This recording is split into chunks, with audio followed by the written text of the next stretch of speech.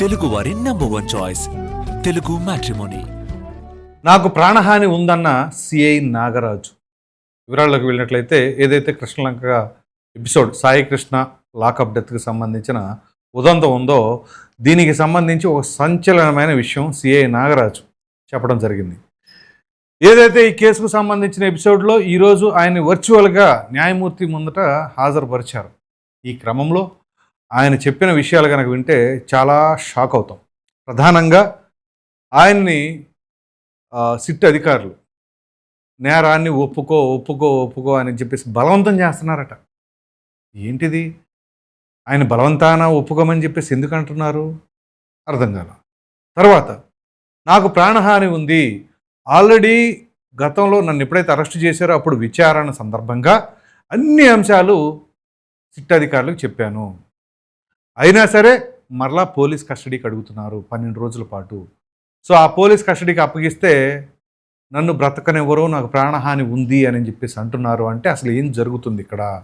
ఇప్పుడు సిఐ నాగరాజు ఈ రకంగా మాట్లాడితే మరి అసలు ఈ సాయి కృష్ణని ఎవరు ఏం చేశారు? అక్కడ ఎవరైతే ఆరోపణలు అన్నీ కూడా ఎదుర్కొంటున్నటువంటి సిఐ నాగరాజే బలవంతాన నన్ను ఒప్పుకోమంటున్నారు అని చెప్పేసి అన్నారంటే ఏంటి? పోనీ న్యాయమూర్తి ముందట నేను మాత్రం చేయలేదు అని చెప్పేసి చెప్పారా? బలవంతాన ఒప్పుకోమంటున్నారు అంటున్నారు, నాకు ప్రాణహాని ఉంది అని అంటున్నారు. మరో ప్రక్కన ఇందులో కీలకంగా వ్యవహరించినటువంటి కానిస్టేబుల్స్ అశోక్ కావచ్చు, నాని కావచ్చు, మరి వీళ్ళేంటి? వీళ్ళు మొన్న ఏదైతే ఏసీపీ సౌత్ దగ్గర లొంగిపోయారో వాళ్ళను విచారణ చేస్తున్న సందర్భంగా మీ మొబైల్ ఫోన్స్ ఇవ్వండి అంటే మా మొబైల్ ఫోన్స్ లేవు, మొన్న ఖర్చుల కోసం డబ్బులు లేకపోతే నాగపూర్లో ఎవరికి అమ్మేసేవని చెప్పేసి అంటున్నారు. ఏంటి కాకమ్మ కథల్లాగా ఉన్నాయా లేకపోతే వాస్తవాలని చెప్పేసి అనుకోవాలా? ఏ సామాన్య పౌరుడిని పిలిచి అడిగినా సరే అది నిజమని చెప్పి నమ్మమంటారంటే ఎవరైనా నమ్ముతారా? నమ్మరు. మరి ఎందుకు ఈ రకమైన కథల కహానీలు వస్తున్నాయి బయటికి? అలాగే అతని అత్యంత క్లోజ్గా ఉండే ఫ్రెండ్ సురేష్, ఆయన విచారణలోకి తీసుకున్నారు. ఆయన మరి ఎటువంటి అంశాలు బయట పెట్టారు అని చెప్పేసి అవి ఇంకా రాలేదు. మరో ప్రక్కన ఆర్ఎంపీ డాక్టర్, ఆయన అదుపులోకి తీసుకున్నారు. అలాగే మరొక కానిస్టేబుల్ అయినటువంటి బాబురావు, సాంబయ్య, వీరిరువురిని కూడా అరెస్ట్ చేశారు. వాళ్ళని విచారణ చేస్తూ ఉన్నారు. కాకపోతే ఇక్కడ ఏ ఒక్కరు ఏ అంశాలు కూడా కరెక్ట్గా బయట పెట్టట్లా. ఓ ప్రక్కన సీసీటీవీ ఫుటేజ్ మాయమైంది. అసలు ఎట్లా మాయమవుతుంది? ఎవరి ఆదేశాల మేరకు మాయమవుతుంది? దాని టెక్నీషియన్ ఎవరు? అతన్ని అదుపులోకి తీసుకోవాలి. మరో ప్రక్కన కాటి కాపరి, అసలు ఏ శ్మశానంలో చేశారు ఖననం అనేది? మరి అది అనఫిషియల్గా చేశారా? మరి రికార్డ్స్లో ఎందుకు నమోదు చేయలేదు? ఎవరి ఒత్తిడి మేరకు చేశారు? ఇలా అనేక రకాలుగా ఎంతోమంది ప్రమేయంతో ముడిపడి ఉంది ఈ యొక్క సాయి కృష్ణ ఎపిసోడ్.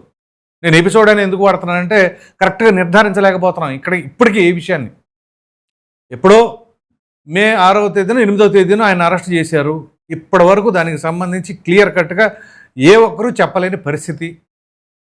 కోర్స్ ఈ సురేష్, ఆ ఇద్దరు కానిస్టేబుళ్ళు, వీరిద్దరు కూడా మే 29వ తేదీన ఒడ్డేశ్వరంలోనే తన మేనమామ అయినటువంటి నవరంగ దగ్గరికి వెళ్ళాడు అని, అక్కడ బేరసారాలు డీల్ సెట్ చేసుకోవాలని ప్రయత్నాలు జరిగినాయి అని చెప్పేసి అని అంటే ఆల్రెడీ లేడు అని చెప్పేసి వీళ్ళు నిర్ధారించి చెప్పేశారా? దానికి నవరంగ మరి ఏం మాట్లాడారు? ఆ తర్వాత వీళ్ళు ఆ యొక్క ప్రెస్ మీట్లో మాట్లాడినాయి.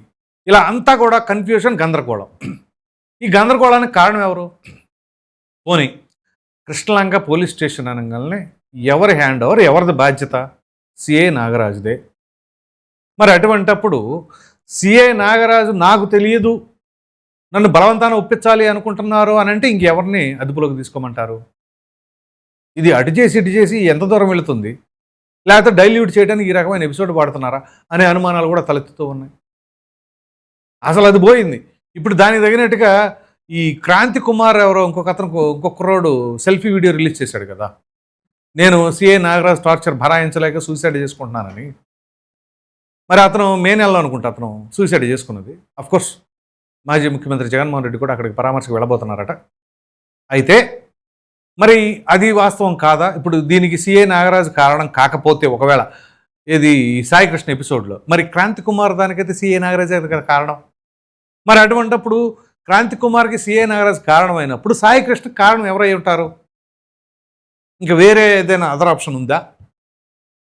పోనీ ఎస్ఐ ప్రమేయం ఏమైనా ఉందా? ఒక ఎస్ఐ ప్రమేయం ఉన్నప్పుడు సిఐ దృష్టికి వెళ్లకుండా చేస్తారా అని చెప్పేసి క్వశ్చన్ మార్క్ వస్తుంది కదా. మరి ఇప్పుడు కమిషనర్ గారి పాత్ర ఏంటి? ఇది కూడా లేవనెత్తారు. ఖచ్చితంగా ప్రతిపక్ష నాయకుడు జగన్మోహన్ రెడ్డి వాళ్ళ ఆయన అడిగిన క్వశ్చన్లలో వీరిని కాపాడేవారు వారు, అంటే సిఐని కాపాడటానికి కమిషనర్ కాపాడడానికి డీజీపీని కాపాడడానికి ముఖ్యమంత్రి, ఇలా ఒకరినొకరు కాపాడుకుంటున్నారు అని చెప్పేసి ఆయన ఎలిగేషన్ చేస్తూ ఉన్నారు. అది ఎంతవరకు వాస్తవం ఏంటి? ఇలాంటి అనుమానాలకి ఉంటాయి కదా. సో ఈ నేపథ్యంలో ఇప్పుడు సిఐ నాగరాజు నోరు తెరిచి మాట్లాడింది, అది కూడా న్యాయమూర్తి గారితో ఈ విషయాన్ని ఆయన చెప్పినప్పుడు ఆయన ఇలా కాదు, నాకు లిఖితపూర్వకంగా ఇవ్వండి అని చెప్పి సిఐ నాగరాజు గారికి చెప్పారు. సో ఇప్పుడు ఆల్రెడీ చెప్పిన విషయమే కాబట్టి లిఖితపూర్వకంగా ఇస్తారు. తదుపరి కార్యాచరణ ఏముండబోతుంది? ఇప్పుడు పోలీస్ కస్టడీకి ఒకవేళ 12 రోజులు వీళ్ళు అడిగారు సిట్ అధికారులు, మరి ఎన్ని రోజులు ఇస్తారు? పోనీ వారం ఇస్తారా, 5 రోజులు ఇస్తారా, 3 రోజులు ఇస్తారా? ఎన్ని రోజులు ఇచ్చిన నేను ఆల్రెడీ చెప్పేశానని చెప్పేసి ఈయన అంటున్నారు. మరి చెప్పేసి ఉంటే వీళ్ళు ఎందుకు అడిగారు కస్టడీకి? సో ఇప్పుడు ఈయనేమో నాకు ప్రాణహాని ఉంది అని చెప్పేసి అంటారు. ప్రాణహాని ఉంటే ఎవరి సైడ్ నుంచి ఉంటుంది, ఎందుకు ఉంటుంది, ఎవరు ఒత్తిడి మేరకు ఉంటుంది? లేకపోతే ఇదేమన్నా మామూలుగా మనం సినిమాలో చూస్తూ ఉంటాం, బ్లఫ్ గేమా ఏంటి? ఎందుకంటే ఈ రకంగా ఎప్పుడు కూడా ఈ హిస్టరీలు ఇప్పటివరకు జరగల, ఒక బాడీ లేకుండా ఉండటం అనేది. సో ఇప్పుడు అందుకనే ఇది చాలా ఆసక్తికరంగా మారింది. ఆంధ్రప్రదేశ్ రాష్ట్ర వ్యాప్తంగా ప్రజలందరూ కూడా ఎదురు చూస్తూ ఉన్నారు, అసలు ఏం జరిగింది ఏంటి అని చెప్పేసి. ఏ సమయంలో పైగా సీసీటీవీ ఫుటేజ్ అయింది. సీసీటీవీ ఫుటేజ్ మిస్ అయింది అంటే సిఐ ప్రమేయం లేకుండానే మిస్ అవుతుందా, లేకపోతే ఏం జరుగుతుంది? పోనీ మిస్ అయ్యింది, రిట్రీవ్ చేయలేరా? ఇవాళ ఉన్న టెక్నాలజీకి బ్యాకప్ మొత్తం తీసుకురాలేరా? ఇవాళ జగన్మోహన్ రెడ్డి అడిగిన ప్రశ్నల్లో కొన్ని కీలకమైనవి కూడా ఉన్నాయి. అక్కడ సీసీ కంట్రోల్లో అక్కడేమైంది అని చెప్పేసి ఆయన ప్రశ్నిస్తున్నారు కదా, దానికి సమాధానం చెప్పండి. మరి ఖచ్చితంగా ప్రతిపక్షాలు ఉన్నప్పుడు ఇటువంటి అంశాలన్నీ కూడా గట్టిగా పోరాడతాయి. సరే వాళ్ళు ఉన్నప్పుడు ఏం చేశారా ఏంటా సెకండరీ, అది ఆ కేసులో వచ్చినప్పుడు మాట్లాడుకోవచ్చు. కానీ ఇవాళ ఈ ఎపిసోడ్లో ఇప్పుడు సిఐ నాగరాజు చెబుతున్న మాటలు మేజిస్ట్రేట్ గారి ముందు మరి ఎంత ఆలోచనకు తీసుకెళ్తాయి? ఆల్ ఆఫ్ ఎ సడన్ అదేంటి సిఐ నాగరాజు ఇలా మాట్లాడేశారు, మరి మొన్నటిదాకా ఏమీ నోరు విప్పలేదు అన్న వ్యక్తి ఇప్పుడు నేను అన్నీ చెప్పానని ఎలా అంటున్నారు? పోనీ క్రాంతి కుమార్ని ఏం చేశారని అతను ఆ రకంగా టార్చర్ చేశారు, నేను ఆ టార్చర్ భరాయించలేకపోతున్నానంటే, పోనీ సాదాసీదా వ్యక్తుల జోలికి ఏమైనా వెళ్తారా? వెళ్ళరు.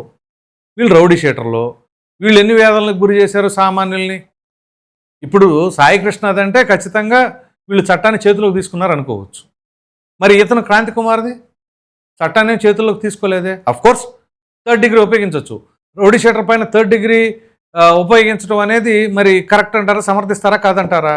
దానికి భయపడి అతను సూసైడ్ చేసుకుంటే దానికి ఎవరేం చేస్తారు? పోనీ ఇతను తిన్నగా ఉంటే వాళ్ళు ఎందుకు 3rd డిగ్రీ ఉపయోగిస్తారు? ఈ విషయంలో అయితే మాత్రం దాన్ని కొంచెం మేనేజ్ చేయొచ్చు. కానీ ఇక్కడ మాత్రం ఏకంగా బాడీనే లేదు సాయికృష్ణ ఎపిసోడ్లో. దానికి ఏం సమాధానం చెప్తారు? మరలా ఈయన ఇప్పుడేమో మరి ప్లేట్ తిరగేసాడని అంటారా, లేకపోతే ఇదో కొత్త తరహా టర్న్ తీసుకుంది అనుకోవాలా? ఏమిటి గందరగోళం? సో ఇది ఖచ్చితంగా చాలా దూరం వెళ్ళబోతుందని చెప్పేసి అయితే మాత్రం అనుకోవచ్చు. ఎందుకంటే ఇప్పుడు దాకా ఎవరు ఎక్స్పెక్ట్ చేయనటువంటి ట్విస్ట్ ఇది. సిఐ నాగరాజు మొన్న అసలు ససేమిరా నోరు తెరవలేదు, దానికి తగినట్టుగా ఈ కానిస్టేబుల్స్ కూడా ఎక్కడ ఏం నోరెప్పట్లేదు, మరి అసలు వాస్తవాలు ఎలా బయటపడతాయి అని చెప్పేసి అనుకుంటుంటే ఇప్పుడేమో మేజిస్ట్రేట్ ముందుకు వచ్చేసరికి ఇదిగో ఇలా ఉంది అని చెప్పేసి అంటున్నారు. సో అందు గురించే దీని మరి సొల్యూషన్ ఏ రకంగా ఎట్లా బయటకు వస్తుంది? సీసీటీవీ ఫుటేజ్ ఖచ్చితంగా రిట్రీవ్ చేయాల్సిందే. పెద్ద పెద్ద ఎక్స్పర్ట్స్ని తీసుకొచ్చి అసలు ఏం జరిగింది ఏంటి, ఏ క్షణంలో అసలు ముందు ఆ టెక్నీషియన్ ఎవరు, అతన్ని ఎవరు అప్రోచ్ అయ్యారు, ఎవరు రమ్మన్నారు, ఎప్పుడు చేశారు, ఎంత బ్యాకప్ని లేకుండా చేసేసారు ఆ డేటా మొత్తాన్ని. ఇదంతా కూడా చాలా ఆసక్తికరంగా మారుతున్నాయి. అసలు ఈ క్వశ్చన్స్ ఏంటో ఎవరికి అర్థం కాని పరిస్థితుల్లో ఉంది. మరి దీనికి ఎటువంటి మార్గం ఉంటుంది ఏంటి, మరి ఈ ట్విస్ట్ని ఏ రకంగా తిప్పుతారు, మరి కోర్టు ఏం చెప్పబోతుంది, కస్టడీకి ఎన్ని రోజులు ఇవ్వబోతున్నారు, ఒకవేళ ఇస్తే ఏం తెలుస్తుంది, ఆ కస్టడీలో ఏం చెప్తారు? నేను ఆల్రెడీ చెప్పాను కానీ అని అంటారా? ఆల్రెడీ చెప్పాను అన్నప్పుడు వీళ్ళు వాంగ్మూలం రికార్డ్ చేసి ఉంటారు కదా. సో అదేంటో కూడా తెలియాలి. సో మొత్తం మీద చెప్పుకోవాల్సి వస్తే చాలా ఇంట్రెస్టింగ్ టర్న్ తీసుకుందని చెప్పేసి అయితే ఈ కేసు విషయంలో అనుకోవాల్సిన పరిస్థితి కనబడతా ఉంది. మరి చూద్దాం సిఐ నాగరాజు గారికి ఎవరి సైడ్ నుంచి థ్రెట్ ఉంది, ఎవరేం చేస్తారు, మరి ఆయన్ని బెదిరించి మరీ ఒప్పుకోమని అంటున్నారు అంటే అసలు దీని వెనకాల ఇంకా ఎవరైనా సరే డార్క్ ఫేస్ ఏదైనా ఉన్నదా? చూద్దాం మరేం జరగబోతుందో. మీ అభిప్రాయం ఏంటి? కామెంట్లో తెలియజేయండి. Thank you.